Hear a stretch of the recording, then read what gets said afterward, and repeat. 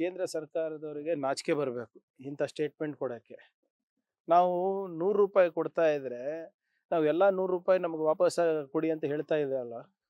ಈಗ ಯು ಪಿಗೆ ನೀವು ನೋಡಿ, ನಾ ಯು ಪಿದವರು ₹100 ತೆರಿಗೆ ಕೊಟ್ಟರೆ ಅವರಿಗೆ 182 ಹೋಗ್ತಾ ಇದೆ. ಬಿಹಾರದವರಿಗೆ 333 ಹೋಗ್ತಾ ಇದೆ. ಹೀಗೆ ಬೇರೆ ಬೇರೆ ರಾಜ್ಯಗಳಿಗೆ ಅವ್ರ ತೆರಿಗೆ ಎಷ್ಟು ಕೊಡ್ತಾ ಇದ್ದಾರೆ, ಅವ್ರ ಪಾಲ್ಗಿಂತ ಡಬಲ್ ಟ್ರಿಬಲ್ ಕೊಡ್ತಾ ಇದ್ದಾರೆ. ಕರ್ನಾಟಕಕ್ಕೆ 12-13 ಸಿಗ್ತಾ ಇರೋದು. ನಾವು ₹100 ಕೊಡಿ ಅಂತ ಹೇಳ್ತಾ ಇಲ್ಲ, ಕೊಡಿ 25-30 ಕೊಡಿ. ಇದರಿಂದ ನಾವೇನು ಮಾಡ್ತೀವಿ, ಇನ್ಫ್ರಾಸ್ಟ್ರಕ್ಚರ್ ಕಟ್ತೀವಿ, ಉದ್ಯೋಗ ಸೃಷ್ಟಿ ಮಾಡ್ತಾ ಇದ್ದೀವಿ, ರಾಷ್ಟ್ರಕ್ಕೆ ಒಳ್ಳೇದು ಮಾಡ್ತಾ ಇದ್ದೀವಿ. ಇವತ್ತು ಕರ್ನಾಟಕ ಒಂದು ಎಕನಾಮಿಕ್ ಪವರ್ ಹೌಸ್ ಇದೆ, ಒಂದು ಎಕನಾಮಿಕ್ ಇಂಜಿನ್ ಇದೆ ನಮ್ಮ ರಾಷ್ಟ್ರಕ್ಕೆ. ಅದನ್ನು ಇವರು ಬೇಡ ಅಂತಾರ. ಆಮೇಲೆ ಇವರು ಯು ಪಿಗೆ ಯಾಕೆ ಕೊಡ್ತಾ ಇದ್ದಾರೆ ಮತ್ತೆ ಅಷ್ಟೊಂದು? ಈ ಪಿಯೂಷ್ ಗೋಯಲ್ ಅವರಿಗೆ ನಿಜವಾಗ್ಲೂ ಏನಾದರೂ ಧೈರ್ಯ ಇದ್ದರೆ ಹೋಗಿ ಉತ್ತರ ಪ್ರದೇಶನಲ್ಲಿ ಇದು ಹೇಳಿ ನೋಡೋಣ. ಹೋಗಿ ಅಲ್ಲಿ ಕುಂಭಮೇಳ ನಡೀತಾ ಇದೆ ಅಲ್ಲ, ಅಲ್ಲಿ ಹೋಗಿ ಹೇಳಿ ಎಷ್ಟು ನೀವು ತೆರಿಗೆ ಕೊಡ್ತಾ ಇದ್ದೀರಾ ಅಷ್ಟೇ ನಾವು ಕೊಡ್ತೀವಿ ಅಂತ ಹೇಳೋಕ್ಕಾಗ ಧೈರ್ಯ ಇದೆಯಾ ಅವರಿಗೆ? ಇವತ್ತು ಉತ್ತರ ಪ್ರದೇಶದವರು, ಮಧ್ಯಪ್ರದೇಶದವರು, ಬಿಹಾರದವರು, ನಾರ್ತ್ ಈಸ್ಟ್ ಅವರು ಇವತ್ತು ಎಲ್ಲಿ ಉದ್ಯೋಗ ಹುಡ್ಕೊಂಡು ಬರ್ತಾ ಇರೋದು? ಕರ್ನಾಟಕಕ್ಕಲ್ವಾ? ಮತ್ತೆ ನಾವು ಇಡೀ ರಾಷ್ಟ್ರಕ್ಕೆ ಉದ್ಯೋಗ ಸೃಷ್ಟಿ ಮಾಡಬೇಕು, ರಾಷ್ಟ್ರ ಕಟ್ಟುವಂಥ ಕೆಲಸ ಮಾಡಬೇಕು. ಅಂತಾರಾಷ್ಟ್ರೀಯ ಮಟ್ಟದಲ್ಲಿ ಇವತ್ತು ಏನಾದರೂ ದೇಶಕ್ಕೆ ಹೆಸರಿದೆ ಅಂದರೆ ಅದು ಬೆಂಗಳೂರಿಂದ ಇದೆ, ಕರ್ನಾಟಕದಿಂದ ಇದೆ. ಅದಕ್ಕೆ ನಾವು ತೆರಿಗೆ ಕೊಡ್ತಾ ಇದ್ದೀವಿ. ಅದ್ರ ಒಂದು ಸ್ವಲ್ಪ ಪಾಲು ಹೆಚ್ಚು ಮಾಡಿ ಅಂತ ಹೇಳಿದ್ರೆ ಇವ್ರ ಮಾಮನ ಮನೆ ಕೊಡ್ತಾ ಇದ್ದಾರೇನ್ರಿ?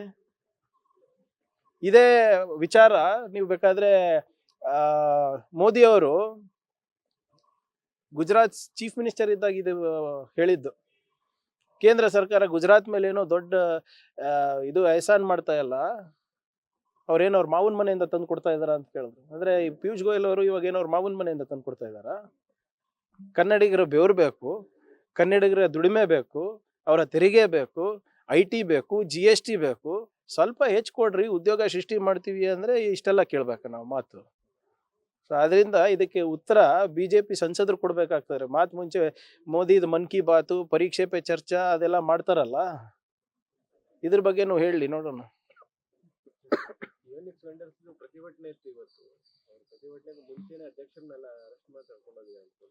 ನೋಡಿ, ಆ ಪ್ರತಿಭಟನೆದ ಅವಕಾಶ ಇಲ್ಲ. ಇದು ನೋಡಿ ಸ್ವಲ್ಪ ಅತಿಯಾಗಿದೆ. ನಾವು ಅವ್ರು ಹೇಳಿದ್ದೆಲ್ಲ ಕೇಳಿದ್ದೇವೆ. ಹಿಂದಿನ ಸರ್ಕಾರದಲ್ಲಾದಂಥ ಲೋಪಗಳನ್ನು CAG ರಿಪೋರ್ಟು ಬಂದಿದೆ.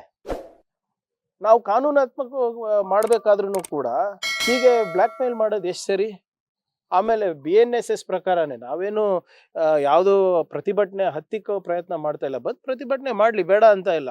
ಪದೇ ಪದೇ ವಿಷ ಸೇವಿಸ್ತೀವಿ ಅಂತ ಹೇಳೋದು, ವಿಷ ಕುಡಿತೀವಿ ಅಂತ ಹೇಳೋದು 226 ಇದು ಏನು ಇದ್ರ ಪ್ರಕಾರ ಇಟ್ ಈಸ್ ಅ ಕ್ರೈಮ್. ಈಗ ನಾವು ಏನು ಮಾಡಿದ್ದೀವಿ ಅಂತ ನಮ್ಗೆ ಬ್ಲ್ಯಾಕ್ ಮೇಲ್ ಮಾಡ್ತಾ ಇದ್ದಾರೆ. ಕಾನೂನ ಪರವಾಗಿ, ಸಂವಿಧಾನದ ಪರವಾಗಿ ನಾವು ನಿಂತಿದ್ದೀವಿ ಅಂತ ಇವತ್ತು ಇಷ್ಟು ಬ್ಲ್ಯಾಕ್ ಮೇಲ್ ಮಾಡ್ತಾ ಇದ್ದಾರಾ? ಅವ್ರು ನಿಜವಾಗ್ಲೂ ಪ್ರತಿಭಟನೆ ಮಾಡಬೇಕು ಅಂದರೆ BJP ಕಚೇರಿ ಮುಂದೆ ಪ್ರತಿಭಟನೆ ಮಾಡಬೇಕು. ಇವತ್ತು ಅವರ ಒಂದು ಲೋಪದಿಂದ ಪಾಪ ಇವತ್ತು ಅವರಿಗೆಲ್ಲ ತೊಂದರೆ ಆಗಿದೆ. ನಾವು ಅದು ಲೋಪಗಳನ್ನು ಸರಿಪಡಿಸ್ತಾ ಇದ್ದೀವಿ. ಇಲ್ಲದ್ರೆ ಒಂದು ಕೆಲಸ ಮಾಡಿಬಿಡ್ಲಿ, BJP ಅವ್ರು ಯಾವಾಗಲೂ ಮಾತಾಡ್ತಾರಲ್ಲ ಇದ್ರ ಬಗ್ಗೆ, ಯಾವ ಕಾನೂನು ಅಡಿನಲ್ಲಿ ನಾವು ಅವರಿಗೆ ದುಡ್ಡು ಕೊಡ್ಬೋದು ಅದನ್ನು ನಮ್ಗೆ ತಿಳಿಸ್ಲಿ, ಅದು ನಾನು ಮಾಡ್ತೀನಿ. ಹೌದು, ಇಂಥ ಕಾನೂನು ಅಡಿನಲ್ಲಿ, ಇಂಥ ರೂಲ್ ಅಡಿನಲ್ಲಿ, ಇಂಥ ಯೋಜನೆ ಅಡಿನಲ್ಲಿ ನೀವು ಕೊಟ್ಬಿಡಿ, ಇಂಥ ದುಡ್ಡು ಕೊಟ್ಬಿಡಿ, ಪಾವತಿ ಮಾಡಿಬಿಡಿ ಅಂತ ಹೇಳಿದ್ರೆ ಪಾವತಿ ಮಾಡಿಬಿಡ್ತೀನಿ. ಇದು ಬಿಟ್ಟು ಇದರಲ್ಲಿ ರಾಜಕೀಯ ಮಾಡೋದು ಸರಿಯಲ್ಲ. ಆಮೇಲೆ ಕಾಂಟ್ರಾಕ್ಟರ್ಗಳಿಗೂ ನಾವು ಮನವಿ ಮಾಡ್ಕೊಂಡಿದ್ದೀವಿ. 1 ವರ್ಷದಿಂದ ತನಿಖೆ ನಡೀತಾ ಇದೆ. ಎಷ್ಟು ವರ್ಷ? ಕೋಟ್ಯಾಂತರ ರೂಪಾಯಿ. ಇವರು 430-40 ಕೋಟಿ ರೂಪಾಯಿದು ಆಡಿಟ್ ಅಬ್ಜೆಕ್ಷನ್ ಆಗಿದೆ. ಯಾರು ದುಡ್ಡಿದು? ಕನ್ನಡಿಗರ ದುಡ್ಡು, ತೆರಿಗೆ ದುಡ್ಡು, ನಿಮ್ಮ ದುಡ್ಡು. ಸುಮ್ಮನೆ ಹಾಗೆ ಕೊಟ್ಬಿಡು ಅಂತ ಹೇಳಿದ್ರೆ ಅದಕ್ಕೇನು ಆ ನಿಯಮಗಳಿಗೆ ಏನು ಗೌರವ ಇದೆಯಾ? ಇಲ್ಲ. ಸೊ ಅದರಿಂದ whatever it is to be done by law ಅಷ್ಟೇ.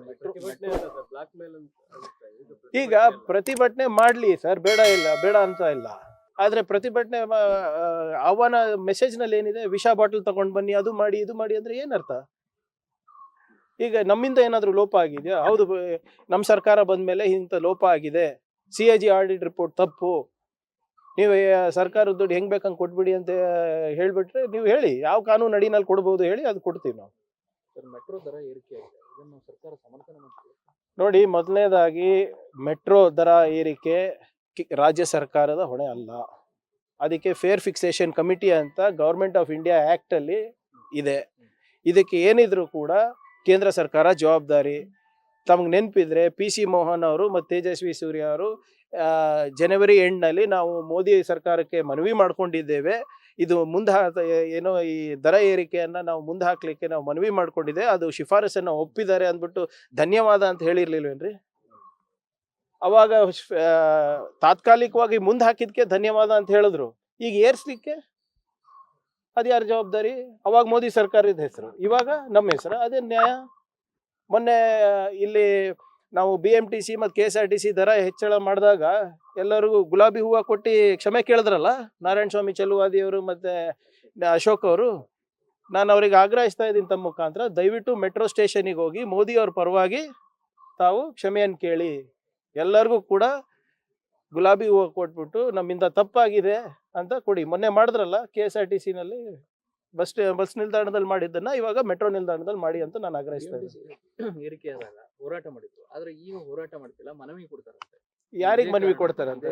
ಗುಲಾಬಿ ಹೂವು ಬೇಕಾದ್ರೆ ನಾವೇ ಖರೀದಿ ಮಾಡಿ ಕೊಡ್ಸೋಣಂತೆ. ಅವಾಗೇ ಗುಲಾಬಿ ಹೂವು ಮಾಡಿ ಕೊಟ್ಟು ನಾವು ಕ್ಷಮೆ ಯಾಚಿಸ್ತೀವಿ ಸಿದ್ದರಾಮಯ್ಯ ಅವ್ರ ಪರವಾಗಿ ಅಂತ ಹೇಳಿದವರು ಇವಾಗ ಮೋದಿ ಪರವಾಗಿ ಯಾಕೆ ಕ್ಷಮೆ ಯಾಚಿಸ್ತಾ ಇಲ್ಲ? ಇವಾಗ ಮನವಿ ಕೊಡ್ತಾರಂತ, ಇವಾಗ ಯಾಕೆ ಪ್ರತಿಭಟನೆ ಮಾಡ್ತಾ ಇಲ್ಲ? ಇಷ್ಟೇನಾ ಇವ್ರ ದಮ್ಮು ತಾಕತ್ತು? ಸಿದ್ದರಾಮಯ್ಯ ಅವ್ರ ಪರವಾಗಿ, DK ಶಿವಕುಮಾರ್ ಅವ್ರ ಪರವಾಗಿ ಗುಲಾಬಿ ಹೂವು, ಮೋದಿ ಅವ್ರು ಮಾಡಿದಾಗ ಮನವಿ ಪತ್ರ. ಇದೇನು ನ್ಯಾಯ?